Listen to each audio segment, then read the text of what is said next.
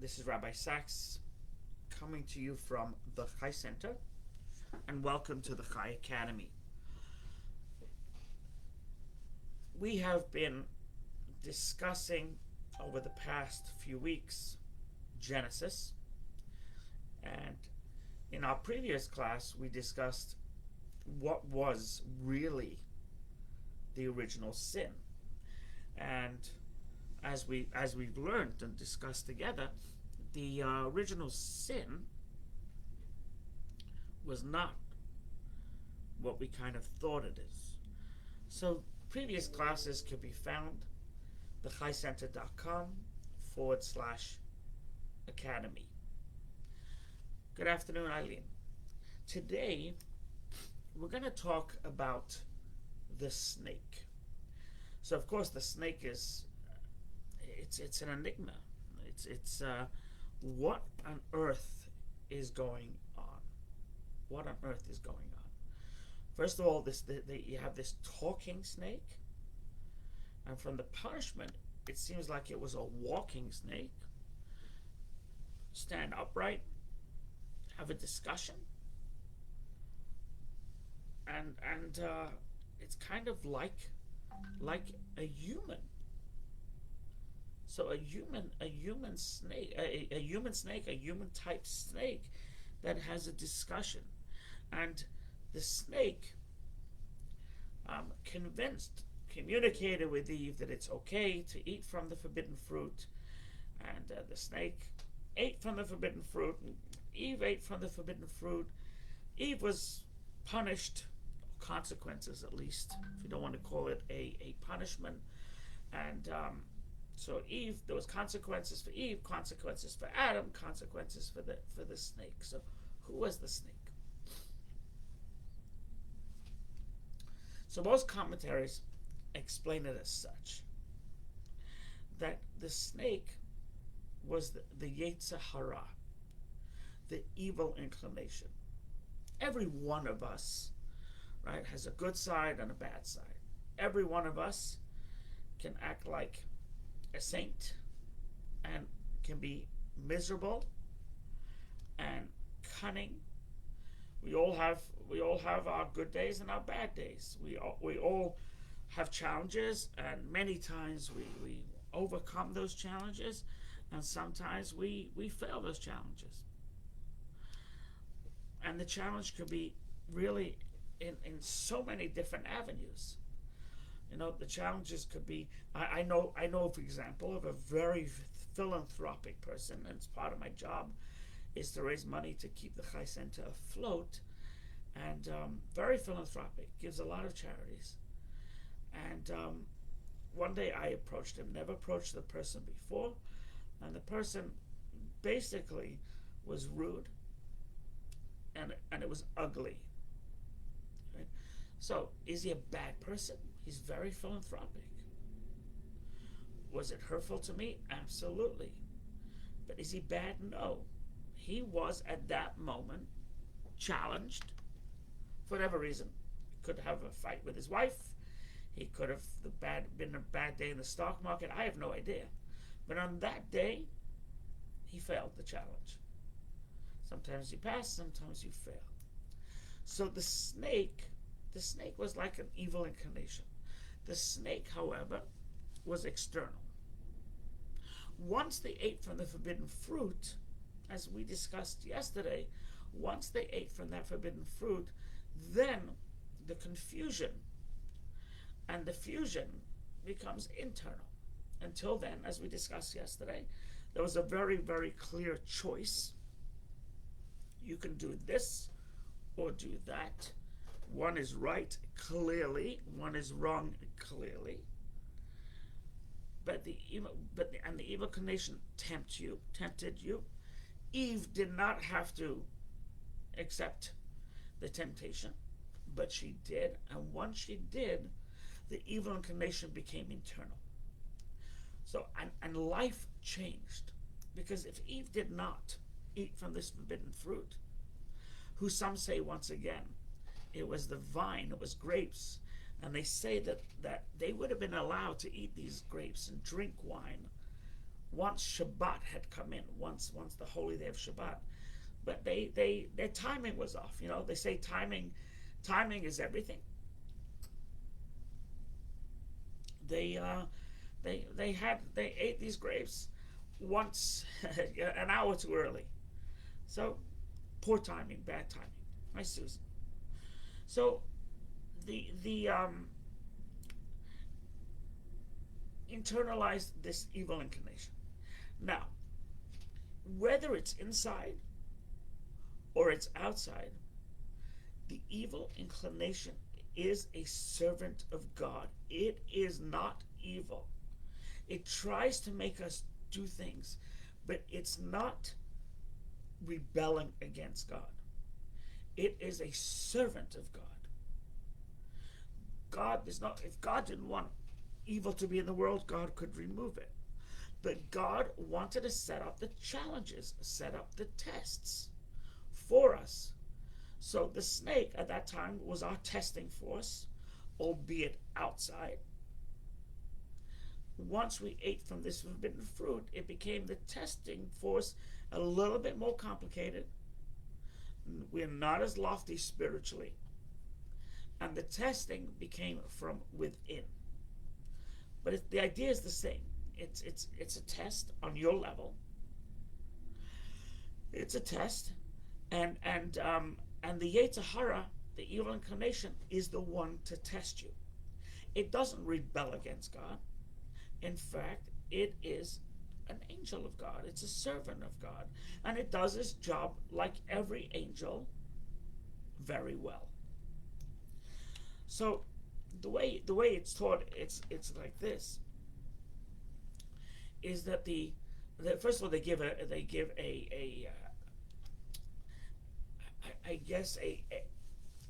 allegory, right? So the king had one son, and the one son, the king wanted to test his mettle. The king wanted to tell the integrity, wanted to test the integrity and the veracity and the mettle of the child. So he hired a woman, and he said to her, I want you to dress as a prostitute, and I want you to try your best to entice my son and get him to do the wrong thing. I'm ordering you to do this. I want you to fail, but I need you to do your best, because I really have to know what caliber my kid is. So think of this woman's predicament. She's hired by the king. She's not a prostitute. She's hired by the king. She's loyal to the king, so she wants to do the king's bidding. But she knows if she is successful, it's going to hurt the king. But that doesn't come into play, because the king told her, do this for me. So she does her job well. And que sera, sera. What happens, happens. So the Atahara is hired by God, so to speak, and God, the Atahara, the evil inclination, does his job well. And tests us constantly and consistently. Another way to look at the Atahara, the evil inclination, is that it is a coach. It is a coach. What is the idea of a coach? Right? The idea of a coach is that it coaches the athlete. And the coach, let's say it's in the boxing ring. So the coach is not just going to stand there and say, okay, hit. No, the coach is going to be a worthy adversary. Hit, right, down, I got you. Come on, you got to be faster. And the coach is really going to put the athlete to the test, but that's what the athlete needs. If the coach doesn't give the athlete its best test, the athlete will fire its coach, because you know what? You're not doing the right thing. If the athlete beats the coach is going to be incredibly impressed. Wow, you beat me. With all my years of experience, you've come so far, and you beat me. the snake and all that it represents is actually a a coach. It's designed to coach us, to make us into who we are. Now, once they ate from that forbidden fruit, humanity changed. So, when we were at a higher spiritual level before we ate the fruit, then Eve had to be enticed by a super coach because she was super spiritual, created by God. So therefore, the snake was in super form, rare form. The snake could speak. It could articulate. The snake it was cunning, as the Torah tells us. It could create confusion. The snake was intellectual. It could argue when she said, no, God didn't say every tree, right? God said just this tree. And so it had a conversation, and it was super intellectual. But once we ate from the tree, and now good and bad, confusion, the two were fused, we didn't need such a lofty snake. So the snake was stripped of its greatness. However, the consequence fits the crime, or the consequence makes sense, because now, until then, until they ate from the fruit, until Eve ate from the fruit, what happened was that she everything was hunky-dory, everything was spiritual, and there was the only non-spiritual, because it had bad in it also, non-spiritual tree. Once she ate from the fruit, the world changed, right? We spoke about there's weeds with the wheat. It was good and bad, mixed in everything, right? So now the snake could no longer just be its glory snake, but it too had to take a step down. So what was the step down? The step down was that it lost its legs, and everything it ate turned to dirt. Why did he have to lose his taste? Why did he have to lose his taste senses? Because up until then, it was all a spiritual thing. Once Eve ate from the forbidden fruit, the Eve's senses were dulled, and so was the snake's. Her senses are, once again, 5 senses, all for spirituality, became mixed, and it was dulled, and it wasn't as clear, and it wasn't as spirituality wasn't as tasty, it wasn't as. So the snake also lost its taste. Now, so we understand the snake being a coach, the snake being the evil inclination. We understand why the snake worked so hard. There's actually another reason why the snake was panicked. Because God created something called the other side of holiness, evil. Right? Evil has a very, very limited shelf life. If you don't feed into evil, then the evil will dissipate. A person's an alcoholic. Right? Don't give in. And you don't give in. And you don't give in. And you don't give in. Right? While it's true, an alcoholic has to be careful, but the need gets less. Let's take somebody who's on a diet. For the first few days or the first couple of weeks, it's hard. They have this sugar rush. They have this carb thing. I know, trust me. But after a few days, it's when you clear junk and toxicity out of your body. I know that too. I'm an excellent dieter. It becomes less of a challenge. So Klippa too, if you just ignore it, if you just have nothing to do with it, it will be cleared out of our system. So the snake knew that he has it's like a battery. Once it runs out of power, it runs out of power. However, like a battery, it can be charged. A rechargeable battery, and can, in fact, be used again. So what happens is the clipper, the negativity, the which God created for us to ignore. So, right, there's something that's negative, don't go near it. And that's the best thing for it, right? So let's say you have it's not, doesn't belong to you. So for you, it's highly toxic. If you steal it, you've just added vitality to something very negative. And chances are you'll steal again. And your stealing will get greater and greater risks.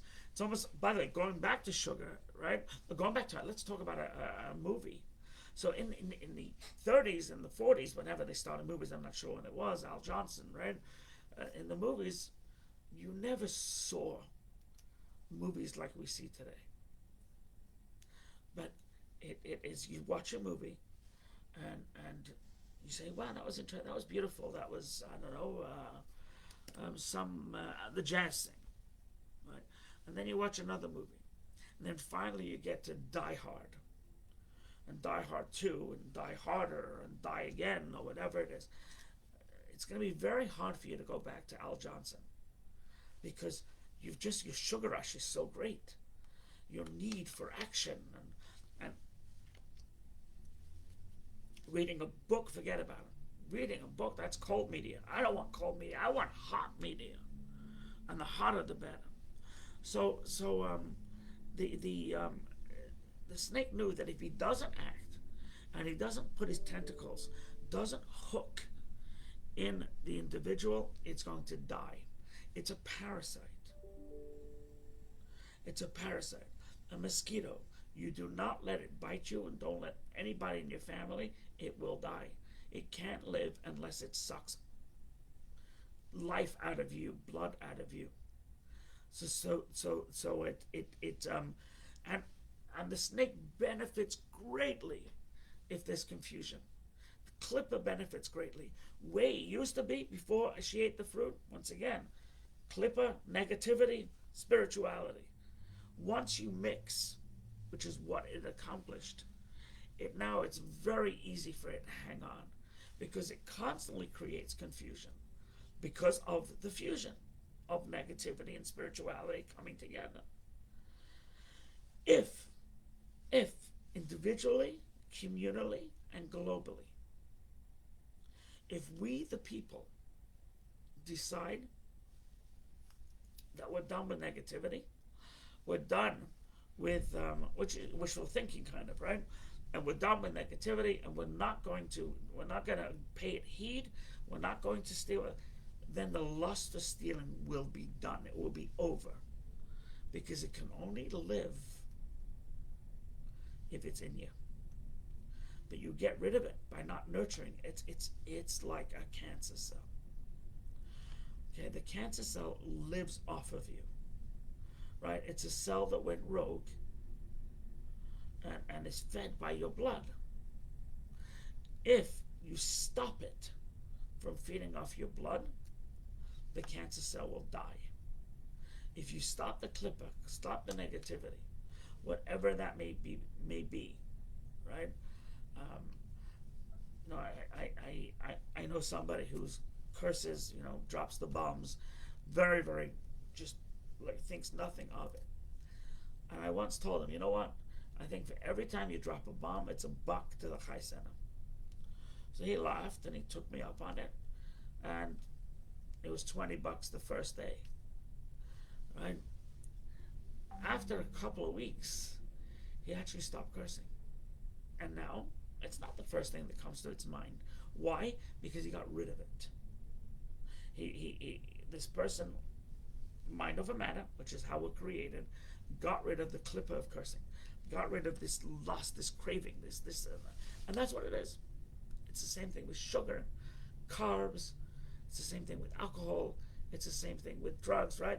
Withdrawal, you got to get off it. But when you get off it, you get off it. The mistake is going back to it, right? So once you have somebody that's sober and is no longer on drugs, right? The person has to do everything in their power not to tap into it again, because right now it's out of their system. It's the same idea here. And so the snake, moving along, the snake itself, they say it was just a bad case of communication.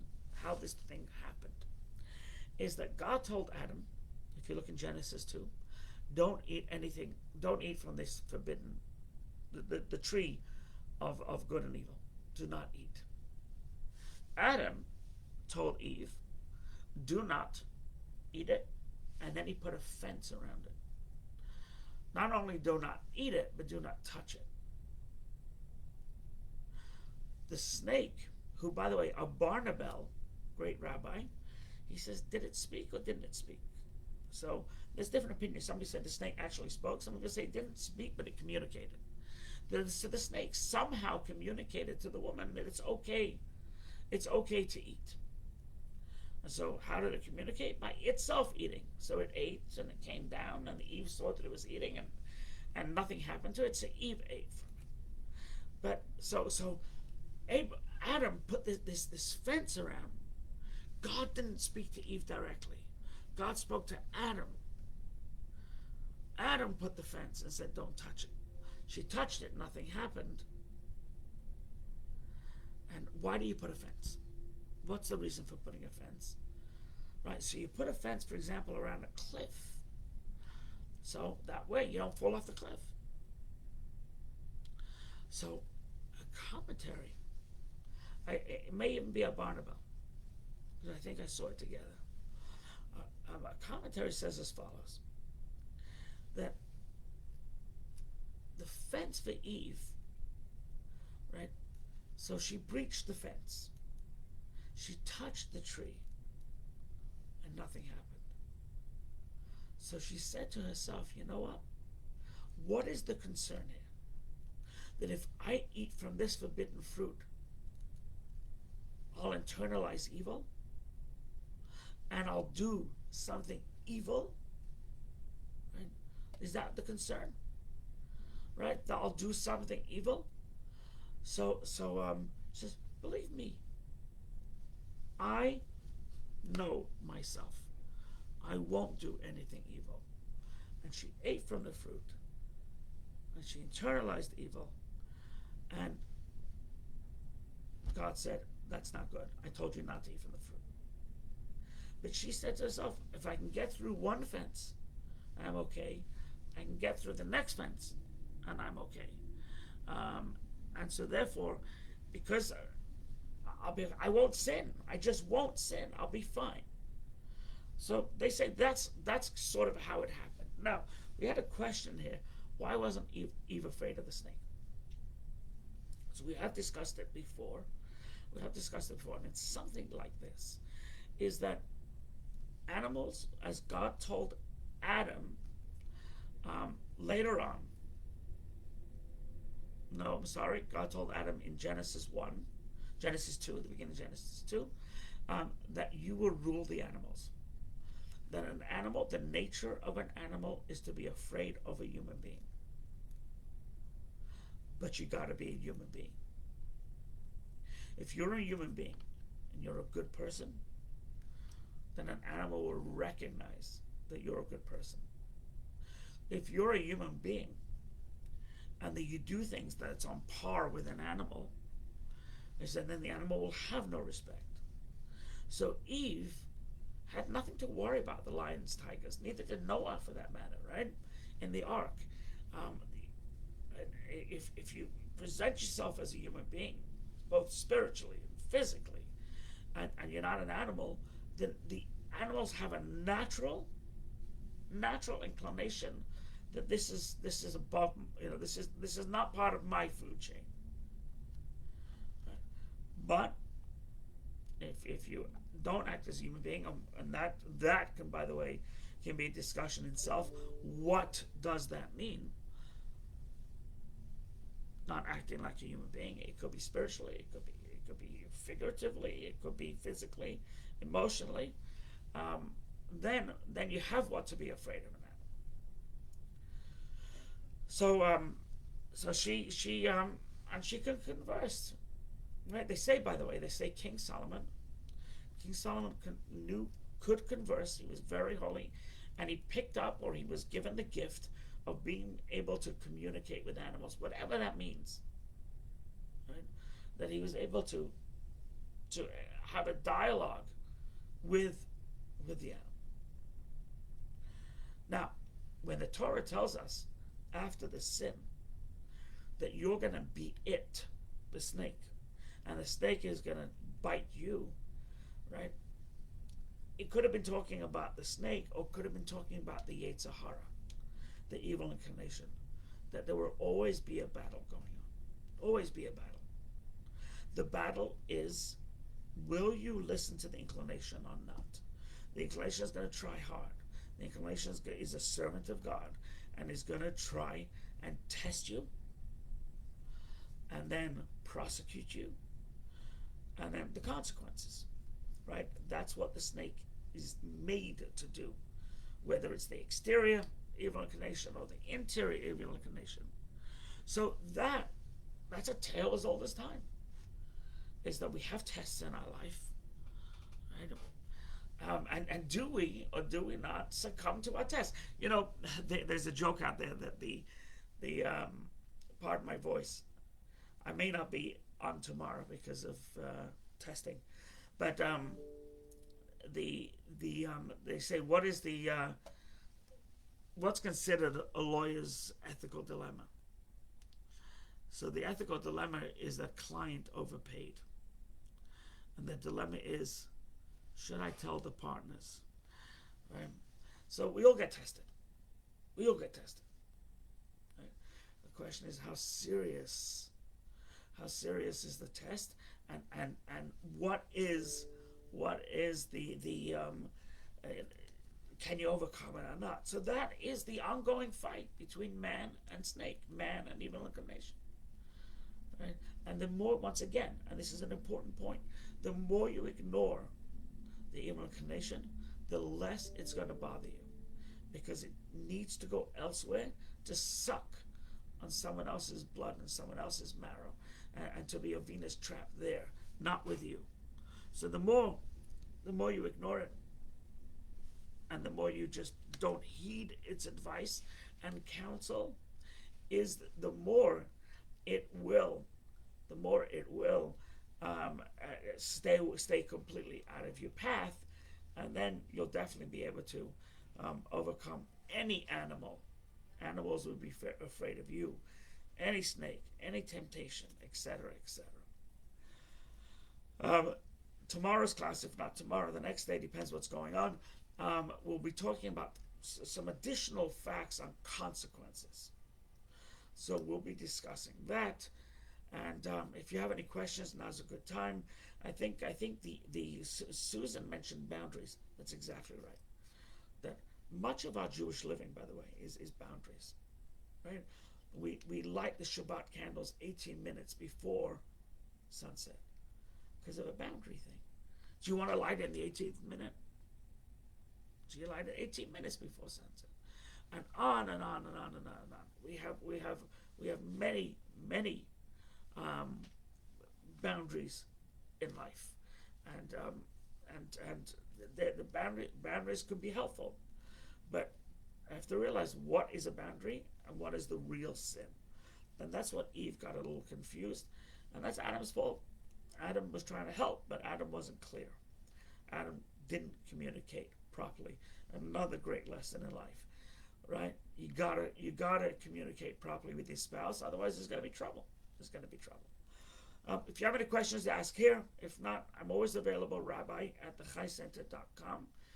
If you wish to see a recording of this gravelly voice, little Clinton-esque, if you will, you can go to thechaicenter.com/academy, And feel free to share.